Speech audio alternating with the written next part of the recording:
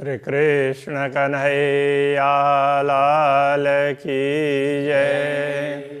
श्री निजानंद स्वामी की श्री प्राणनाथ प्यारे की जय।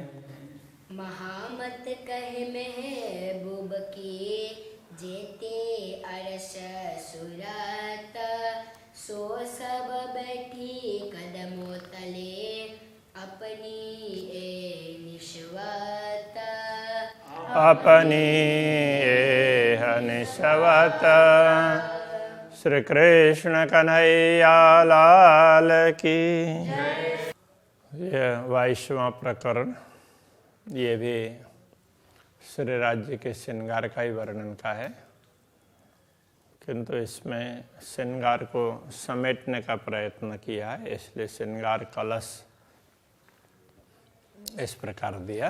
3 श्रृंगार वर्णन का मतलब 3 का यहाँ संख्या के अर्थ में नहीं है, उन श्रृंगार का वर्णन जो उसमें अभी तक वर्णन किया है उसी को एकदम संक्षेप बना करके करेंगे और थोड़ा सा विरह की बात, विरह के हिसाब से दूसरे तरीके से वर्णन करेंगे।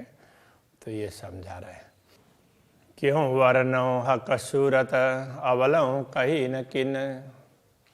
पूर्ण ब्रह्म परमात्मा के स्वरूप का वर्णन कैसे करें, अभी तक ऐसा वर्णन किसी ने किया ही नहीं है। ये झूठी देह क्यों रहे सुनते ये वर्णन। तो पूर्ण ब्रह्म परमात्मा के स्वरूप का वर्णन सुन करके झूठी देह, झूठा तन कैसे रह सकता है। आत्मा को उसी समय विरह वेदना से शरीर को छोड़ ही देना चाहिए, ये कहना चाह रहे हैं। वर्ण न आशिक कर ना सके और कोई पहुँचे न आशिक बिना। वैसे तो अनुरागिणी आत्मा पूर्ण ब्रह्म परमात्मा के स्वरूप का वर्णन नहीं कर सकती, और दूसरा कोई करना चाहे तो वो तो उन तक पहुँचते ही नहीं। कहने का तात्पर्य दूसरी आत्माएं तो देख ही नहीं पाती है, कैसे वर्णन करेंगे।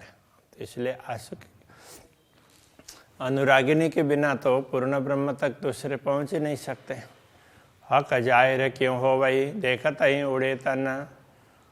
तो इसलिए पूर्ण ब्रह्म परमात्मा को दुनिया में प्रकट नहीं किया, दुनिया में पहचान नहीं गए।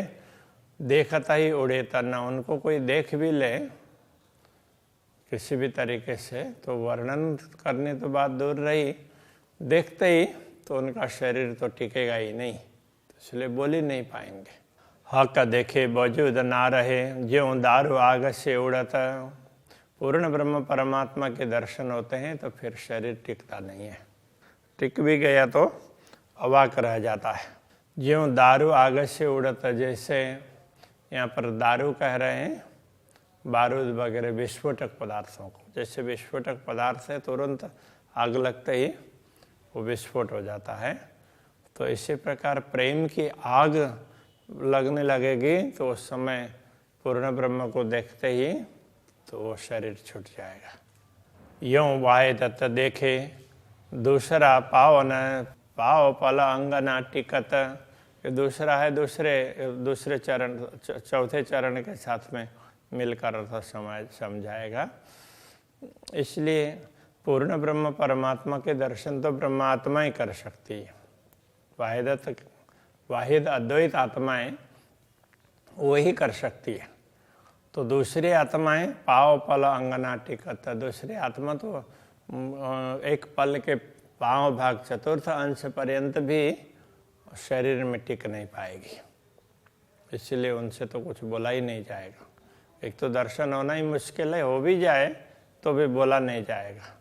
हका इसका आग जोराबर इनमें मोमिन वसता। अब ब्रह्मात्माओं के लिए कह रहे हैं, ब्रह्मात्माएं कैसी है, वो तो पूर्ण ब्रह्म परमात्मा के प्रेम रूप की आग में तो रहती ही है ब्रह्मात्मा, इसलिए उनको वो प्रेम विरह, तो विरह भी प्रेम का पूर्व स्वरूप ही है। तो इसलिए वो विरह तो उसमें वो रहती है, तो उनका रहना ही उसी में। तो प्रेम का, ये पूर्ण ब्रह्म परमात्मा का प्रेम है वो बड़ा ही शक्तिशाली है, प्रेम की आग। तो इनमें मोमिन वसत, ब्रह्मात्मा उसी में रहती है। आग असल जिनो वतनी या में आठों जाम अलमस्त। तो असली आग है, आग असल जिनो वतनी। तो जो वतनी है, ब्रह्मात्माएं हैं, परमधाम जिनका घर है, उनमें ही ये प्रेम की आग है, यथार्थ में रहती है। तो यहाँ में आठों जाम अलमस्त, वो इसी में आठों प्रहर मस्त रहती है। जो निश दिन रहे आग में ताए आग के सब तन, जो रात दिन इसी प्रेम की आग में रहती हो, तो उनका तन तो वो प्रेम के ही स्वरूप होंगे ना, उनका तन भी प्रेम का ही है, वो आग का ही तन है। कहने का तात्पर्य वो प्रेम का ही है, इसलिए प्रेम की आग में वही रह सकती है। वाह को जलाए कोई ना सके, उछेरे आगे के वतन, उनको कोई दूसरा जला ही नहीं सकता है, क्योंकि वो तो प्रेम रूपी आग की बात कर रहे हैं, आग के ही घर में रहती है। तो परमधाम प्रेम का ही घर है। आग पानी झीमी आग का, आग बीज आग अंकुर, परमधाम में आग हो, जीमी हो, भूमि हो, पानी हो, जो कुछ भी है सारे तत्व वो इसी प्रेम के हैं। आग बीज आग अंकुर, तो बीज और अंकुर, बीज भी प्रेम का है और अंकुरित भी प्रेम ही होता है। सब कुछ प्रेम ही प्रेम है, ये कहना चाह रहे हैं। फल फूल वृक्ष आग के, आग मजकूर आग सहुर, फल फूल वृक्ष वगैरह सब वनस्पतियाँ सब कुछ इसी प्रेम के हैं। और ब्रह्मात्माएं बातचीत करती है, दूसरे लोग बात करते हैं, तो ये वार्ता और सहुर करना, विचार विमर्श करना, तो ये सब वो सब प्रेम से करते हैं, वो प्रेम के अंतर्गत आते हैं सब। वृक्ष मोविन आग इन, और आग इश्क अरस, ब्रह्मात्मा तो इसी आग में वृक्ष की भांति है, और आग इश्क अरस, तो ब्रह्मात्मा इसी प्रेम रूपी आग के वृक्ष यहीं पर उगी है और इसी में बड़ी हो रही है, ऐसा कहना चाह रहे हैं। और आग इसका रस, तो परमधाम है वो भी प्रेम का आग, ये पूरा प्रेम ही प्रेम से परिपूर्ण भूमि है। सब पीवे आग इसका रस, सब लोग इसी प्रेम रस को पीते हैं। तो इसको अब यहाँ आग की तरह से कहा कि वो दूसरे को तो जला डालेगा ना, इसलिए। दिल आगे अरस परस, तो उनका दिल है वो भी आग का ही दिल है। कहने का तात्पर्य प्रेम ही है, उनमें परस्पर ब्रह्मात्माओं में प्रेम ही प्रेम है। घर मोमिन आग इश्क में, मोमिनों का घर है प्रेम की अग्नि में ही है। हक अग्नि के पालेल, वो तो पूर्ण ब्रह्म परमात्मा की प्रेम अग्नि से पालित और पोषित हैं ब्रह्मात्माएं। सोई इसका आग देखावने, ल्याए जो माए खेल, तो ब्रह्मात्माओं को ये प्रेम की आग दिखाने के लिए उनको खेल में लाए हैं, खेल दिखाया है, इस खेल के माध्यम से उनको समझाया है। जो पैदा हुआ आग का, सो आग में जलतना, आग में जलतना है। जो आग का पैदा हुआ होगा वो आग में जलेगा नहीं। वह वजूद आग इश्क के रहे हमेशा आग माहे, वो वजूद वह शरीर है प्रेम के अग्नि का स्वरूप है, इसलिए वो प्रेम के आग में रह सकता है, उसी में रहेगा, बाकी दूसरी जगह नहीं रह पाएगा। सोई बात करे हक रस की, सहुर या बेसहुर, तो ऐसी आत्माएं होती है वो पूर्ण ब्रह्म परमात्मा और परमधाम की बात करती है। सहुर या बेसहुर, समझ करके अथवा समझे बिना, तो किसी भी तरीके से, अथवा तो होश में हो या स्वप्न में हो या जागृति में हो, ये भी कह सकते हैं। तो समझ करके या बिना समझे बिना वो प्रेम की ही बात करेंगी। हुई सब विद पूर्ण पक्वा, हक अरस दिन जहूर, वो सब प्रेम से पूर्ण परिपक्व कब होंगे? हक अरस दिन जहूर, जब पूर्ण ब्रह्म परमात्मा का दिन ये ब्रह्म ज्ञान प्राप्त होगा, तो वो प्रकाशित होगा, तो ज्ञान भी प्राप्त होगा, तो वो पूर्ण होगा। तो प्रेम को ज्ञान की भी आवश्यकता पड़ेगी। तो जैसे ब्रज और रास में प्रेम तो था, रास तो यथार्थ में अक्षर ब्रह्म को दिखाने के लिए लीला हुई है, तो ब्रज लीला में परमात्माओं को दिखाने के लिए उसमें प्रेम था, तो पूरा पूरा प्रेम था, उसी को सतगुरु ने प्रकट किया है दुनिया में। किंतु ज्ञान न होने से तो उनको परमधाम का ख्याल नहीं आया, तो पूर्ण नहीं रहा, इसलिए उस पूर्णता के लिए ब्रह्मात्माओं को दोबारा खेल में डाला गया। तो ये भी कह सकते हैं, जो हक देखे टीका रहे सोई अरस के तन। जो पूर्ण ब्रह्म परमात्मा के स्वरूप के दर्शन करके भी टिके रहते हैं वही तो परमधाम के शरीर हैं। बाकी तो जिनका शरीर परमधाम में ना हो तो टिक ही नहीं सकते। सोई करे मूल मजकूर, सोई करे वर्णन, वही मूल मजकूर मूल बात वही करेंगे और वर्णन भी वही करेंगे। तो कहने का तात्पर्य ब्रह्मात्मा ही पूर्ण ब्रह्म परमात्मा का वर्णन कर सकती। पर ये देखिया आचरा जो विरह शब्द सुनत, किंतु ये आश्चर्य की बात है, जो विरह का शब्द सुनते ही, विरह की बात सुनते ही क्यों तन रहा जीव बिना। तो ये शरीर जीव के बिना कैसे रहा, मतलब जीव तो चेतना तो सचमुच पूर्ण ब्रह्म परमात्मा ही है, उनके बिना कैसे ये रह सका। हाय हाय ये सुनत न अरवा उड़त, ये सब सुनते हुए भी आत्मा ने शरीर को नहीं छोड़ा, ये खेद की बात है। आशिक अरवा कहा वही, परमधाम की आत्माएं हैं वो आशिक कहलाती है, अनुरागिणी कहलाती हैं। तीन मुख विरहा न निकषता, उनके मुंह से विरह नहीं निकलेगा सामान्य रूप से, क्योंकि नित्य मिलन है, तो विरह किस प्रकार से होगा। जब दिल विरहा जानिया तब आई अंग चीर चलता। जब दिल ने विरह को जान लिया, पहचान लिया, तब उसकी एक आहा, विरह की आहा है, अब पूरे उसको अंग को चीर करके वो बाहर चली जाती है, तो शरीर को छोड़ करके परमधाम तक पहुंच जाती है। ये कहने का तात्पर्य।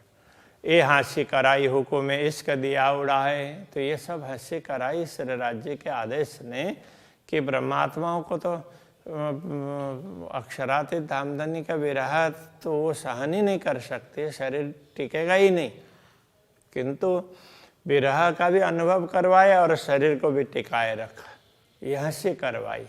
तो ये सब श्री राज्य के हुकुम ने करवाया। इश्क दिया उड़ाए और प्रेम को उड़ा दिया। मुर्दा ज्यों इश्क बिना, इसलिए ये ब्रह्मात्माएं जैसे मुर्दा निष्प्राण, प्रेम के बिना निष्प्राण बन करके भी गावत विरहा लड़ाए, तो विरह का गायन करती है, लड़ा लड़ा करके, मतलब महिमा बड़ा चढ़ा करके विरह का गायन करती है। बाकी तो ये टिक ही नहीं सकते ना।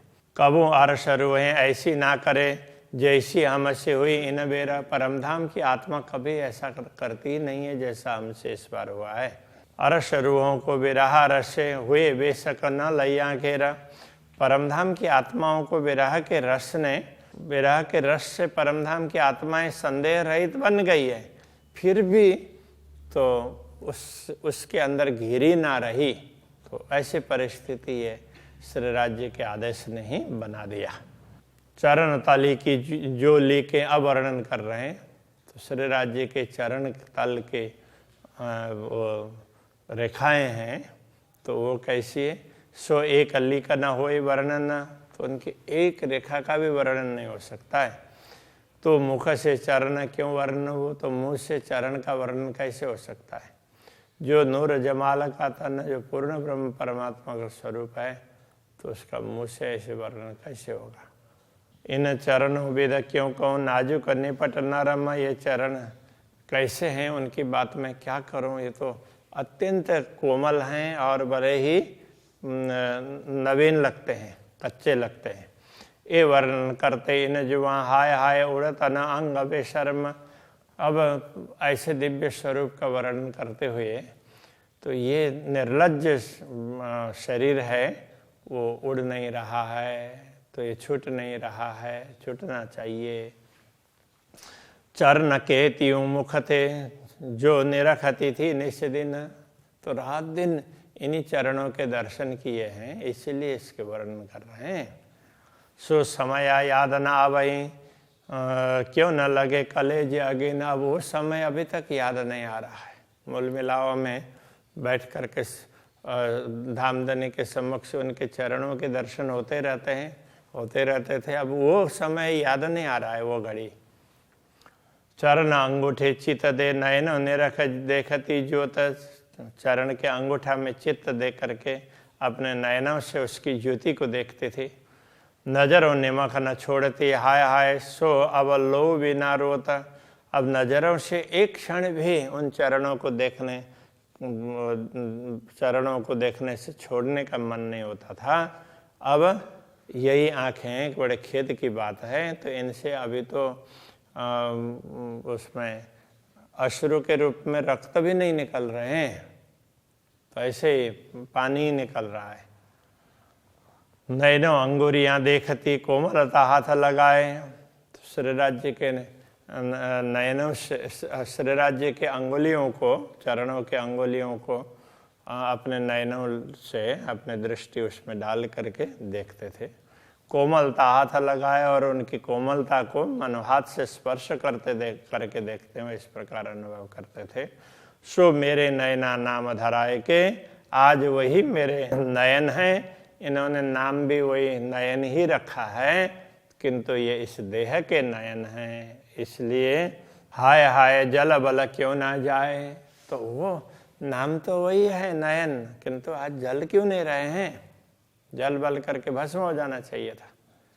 चरण तली रेखा देखती, अक्षराते धामधनी के चरण तल की रेखा देखते, मेरी आंखें नीके कर, मेरी आंखें बड़े ध्यान से देखती थी। एक कटाव किनारा पर कहाँ गरी, तो इनमें चरण तल में भी ना ये किनारे पर ना तो अलग अलग प्रकार के वो कांगरी बनी हो ना, तो उस प्रकार से छोटी छोटी रेखाएं ना जुड़ती है, कटती है, तो इस प्रकार का है, तो ये स्पष्ट दिखाई देता था। तो ये सब हाय हाय नयन जले ना नाम धर, तो ये सब देख करके तो ये नयन नाम धरा करके भी अभी तक तो ये जल बल करके राख नहीं हो रहे हैं। रंग लाल कहूँ के उज्जवल के, देखो खूबियाँ हो तो खुशहाल, श्री राज्य के अंगों को लाल कहें या उज्जवल कहें, तो इन खूबियों को की बात करते हुए दिल प्रसन्न होता है। सो देखने वाले नाम धराए के, हाय हाय ओ जले न माहे क्यों झाल। तो वो देखने वाले नाम धराना मतलब कहलाना, देखने वाले कहला करके भी तो हाय हाय ओ जले न माए क्यों झाल। तो ये विरह की पीड़ा में आग में वो जल क्यों नहीं रहे हैं, ये तो शरीर जलना चाहिए और चेतना को भी बड़ी पीड़ा होनी चाहिए, ये कहना चाह रहे हैं। नाजुक सलू की मीठी लगे, नैना देखत न त्रपताए। श्री राज्य के चरण में इतनी कोमलता है, तो उसको देख करके बड़ा देखते ही रहें ऐसा लगता है। मीठी लगने का तात्पर्य बड़ा अच्छा लगता है। नैना देखत न त्रपताए, देखते देखते ही नैनों में कभी तृप्ति नहीं होती है। हाय हाय ये अनुभव दिल क्यों भूले, ये हुक्म भी क्यों पकड़ आए। अब इस अनुभव को ये आत्मा कैसे भूल रही है, तो देखते देखते ही तो दुनिया के तरफ में दृष्टि पड़ी है, तो अब श्री राज्य के हुक्म से भी इस बात को क्यों पकड़ा नहीं जा रहा है कि पुनः क्यों नहीं दिखाई दे रहा है, तो ये कहना चाह रहे हैं। नाम जो लेते विरह को, मेरी रसना गई ना टूट। तो विरह का नाम लेते हुए मेरी जिह्वा भी वो टूट क्यों नहीं गई। सो विरह नैनों देख के, हाय हाय गैया ना आँखें फूट। नैनों के विरह को देख करके ये आंखें फूट क्यों नहीं रही है, तो फूट जाना चाहिए विरह देख करके भी। हक बानी कानों सुनती, कानों सुन के करते मैं बात। पूर्ण ब्रह्म परमात्मा की बातें इन कानों से सुनते और फिर उनसे बात भी करते। सो अवसर हृदय याद कर, हाय हाय नूर कानों का उड़ न जाता। उस अवसर को राज्य मूल मिलाव में बैठा करके सबको खेल दिखाने की बात कर रहे हैं, उस अवसर को भूल करके हाय हाय नूर कानों का उड़ न जाता, उनको सुन करके ना कान का नूर, कान की शक्ति क्यों उड़ करके नहीं जा रही है, तो उड़ जाना चाहिए। तो इस प्रकार से ये श्री राज्य के स्वरूप श्रृंगार का वर्णन करते हुए, तो यहाँ पर कलश मतलब श्रेष्ठ, तो वो ये विरह की बात कर रहे हैं, प्रेम की बात कर रहे हैं, इसलिए ये श्रेष्ठ, तो सबसे उत्तम के रूप, उत्तम तरीके से कर रहे हैं, ये बताना चाह रहे हैं। अभी यहीं रखते हैं। श्री कृष्ण कन्हैया लाल की। हाय हाय नूर कानों का उड़ न जात, हाय हाय नूर कानों का उड़ न जात, हक बानी कानो सुनती, हक बानी कानो सुनती, कानो सुन के करती में बात, कानो सुन के करती मैं बात। सो अवसर हृदय याद कर, सो अवसर हृदय याद कर, हाय हाय नूर कानों का उड़ न जात, हाय हाय नूर कानों का उड़ न जात, हाय हाय नूर कानों का उड़ न जात, तो हाय हाय नूर कान का उड़ न जात। कृष्ण कन्हैया लाल की जय, श्री निजानंद स्वामी की जय, श्री प्राणनाथ प्यारे की जय, श्री पाँच नौतनपुरे धाम के जय, जगत गुरु आचार्य श्री 108 कृष्णमणि जी महाराज